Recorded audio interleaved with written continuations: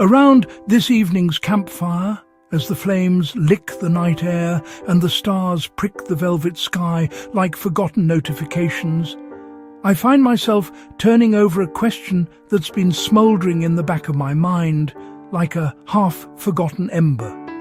What if social media disappeared? Not faded into irrelevance, not regulated into a whimper, gone. Poof. One day, the endless scrolls unravel. The likes flicker out like dying fireflies. The feeds dissolve into the ether. No Instagram reels spinning illusions. No TikTok dances chasing fleeting fame. No Twitter tempests or Facebook feuds fracturing families. Just us. The world as it was before the screens slipped between our fingers and our souls. Sometimes the quiet plays the cruelest tricks, doesn't it? Let's stoke this fire and wander down that unplugged path, seeing what blooms in the silence and what shadows it casts when the glow fades. Imagine it unfolds on an ordinary Tuesday, the kind where the sun rises without fanfare. You wake, reach for your phone out of muscle memory, and nothing. The apps are ghosts, hollow icons staring back like empty promises. Servers wiped by some cosmic shrug or quiet corporate confession. The how doesn't matter, only the hush that follows. The news dubs it the Great Disconnect, and for the first hour, it's a collective gasp. How will I know what my cousin in Brisbane had for breakfast?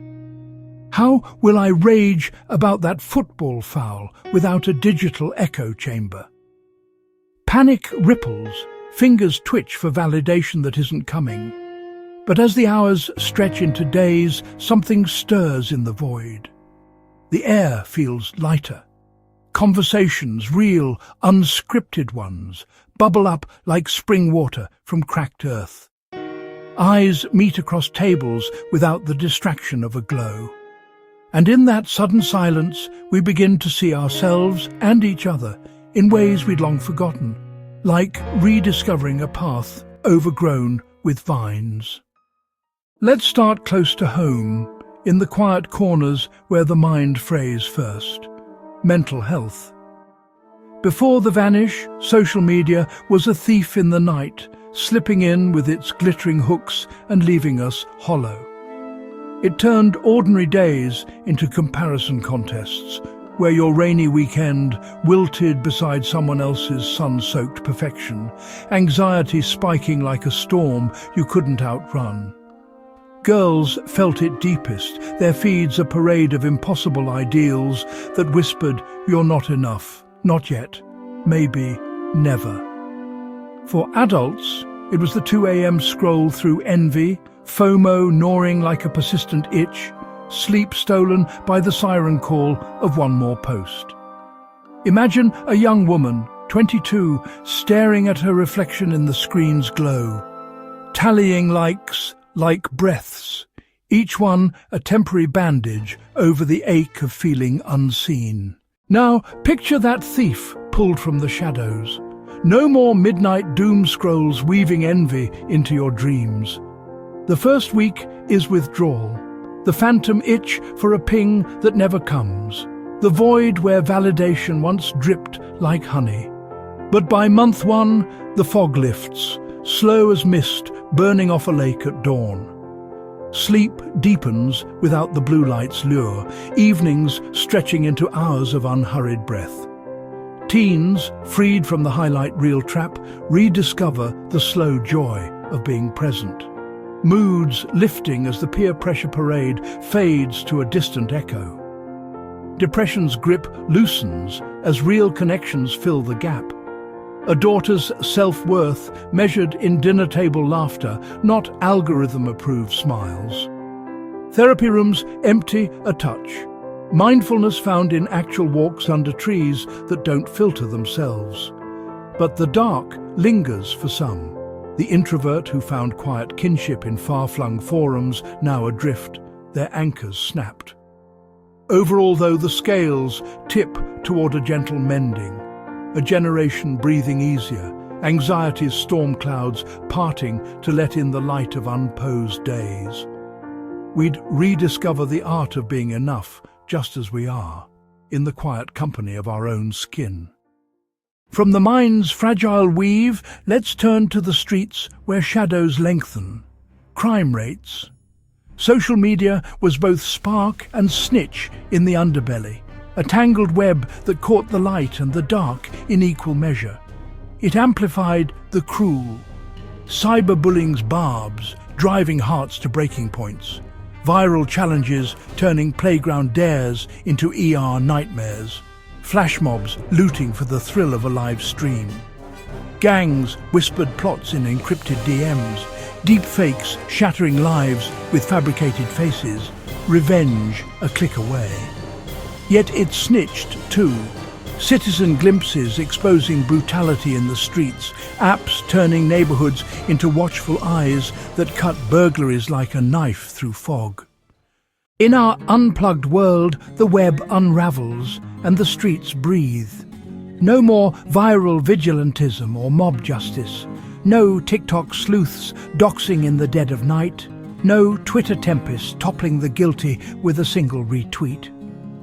Crime's pulse slows at first, the digital thieves left fumbling in the dark without their screens to boast or plot. Bullying retreats to schoolyards, where teachers catch the whispers unfiltered. The sting sharper, but the healing swifter without an online echo. But the flip side creeps in like fog at dawn. Without anonymous tips flickering across feeds, unsolved riddles linger longer, cold cases gathering dust in files that no viral plea can warm. Gangs fracture without their war rooms, youth finding sticks and stones instead of scrolls and storms, violence ebbing like a tide pulling back from shore. Nature abhors the vacuum, though. Underground webs bloom in zines and hushed corners, old school as a speakeasy's backroom deal. Overall, the streets feel safer under starlight. Justice a slower river, but one that runs clearer. The innocent sleeping sounder, while the guilty learn to whisper in the wind. Now let's wander to where hearts tangle most fiercely. The dating scene.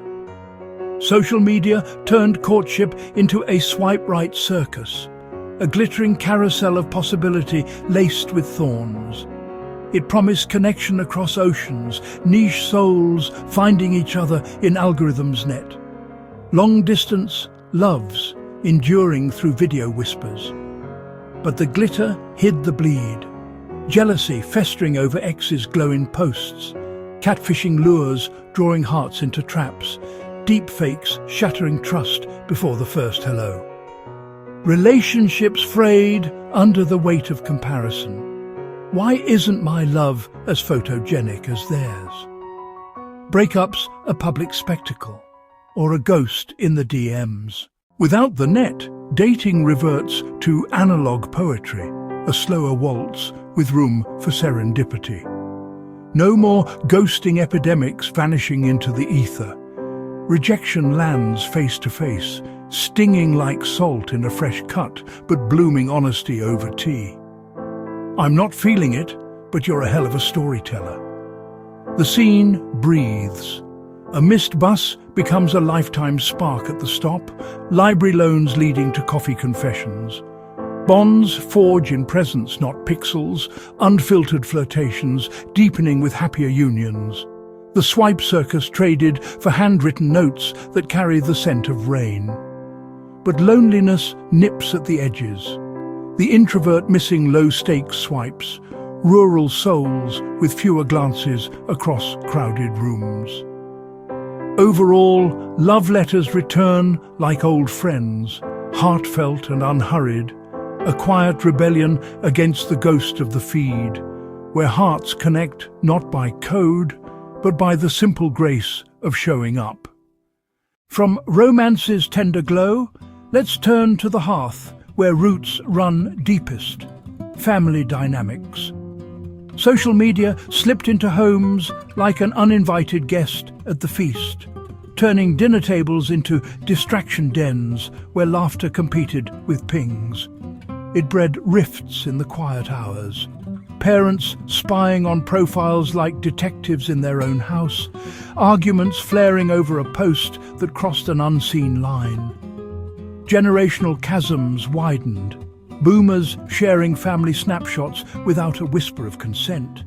Millennials curating holidays into perfect illusions that mask the beautiful mess underneath. Yet it wove threads too. Distant aunts beaming milestones across miles. Elders finding solace in comments that bridge the loneliness of empty nests. The vanish mends the tear with a gentle hand. Dinners reclaim the table's heart. No interruptions from glowing screens, stories flowing unscripted like wine around the circle.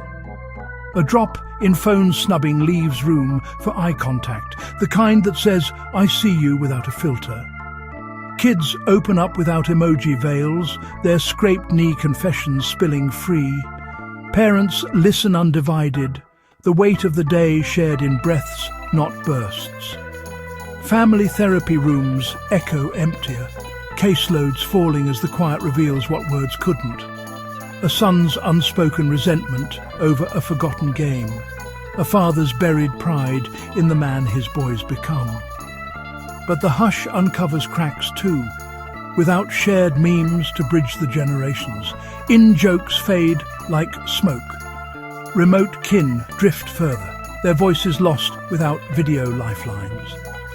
Overall, homes warm with a deeper glow. Stronger ties forged in presence over posts.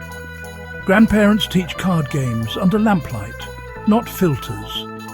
Holidays unfold real and ragged, the kind where mismatched socks and burnt pies become the stories told for years. The hearth remembers its rhythm, beating steady in the silence. Work-life balance, that elusive waltz we've all stepped on toes to chase, finds its footing in the unplugged hush. Social media blurred the lines like fog on a window pane, turning evenings into after-hours audits of colleagues' hustle highlights.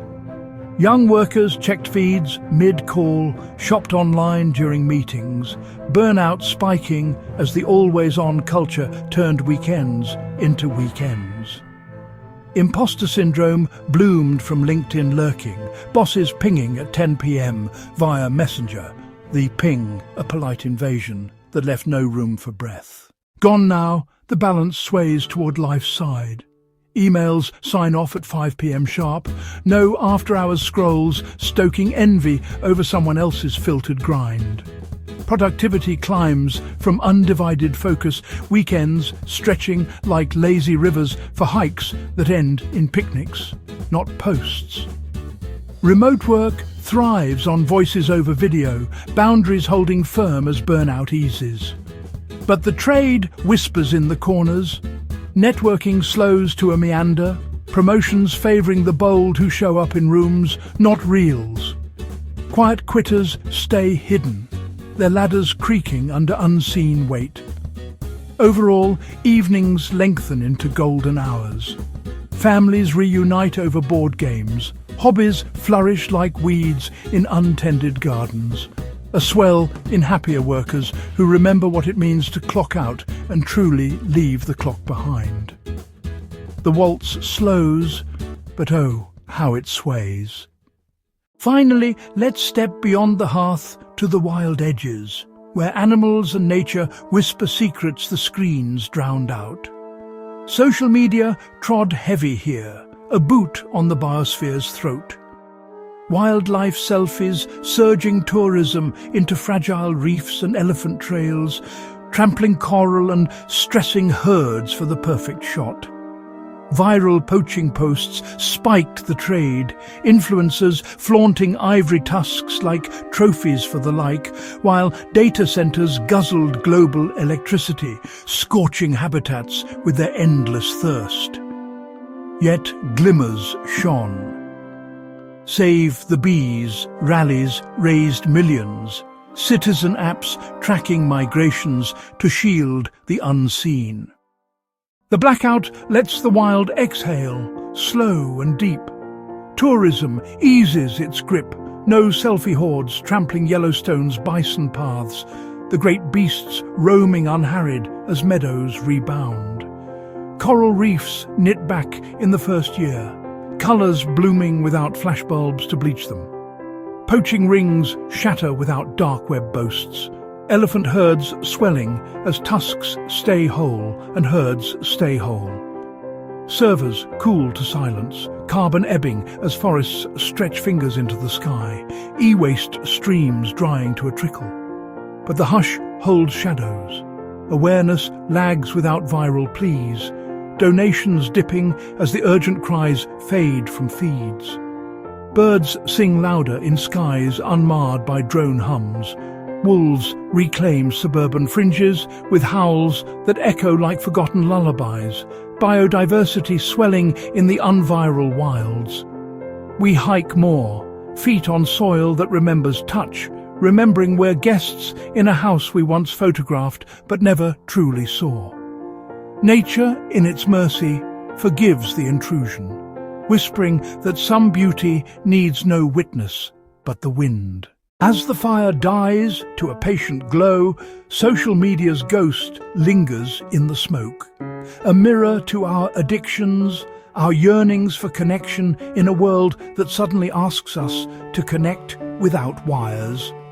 Without it, we're slower, deeper, wilder, the quiet, a canvas for stories told face to face, heart to heart. Would you mourn the scroll's endless distraction, or celebrate the silence that lets the real world whisper back? Drop your unplugged dream in the comments below. Like if this one sparked a flicker of log-off longing. Subscribe for more campfire reckonings that follow you home, and I'll see you next time around the flames. Assuming the quiet doesn't pull me too far away.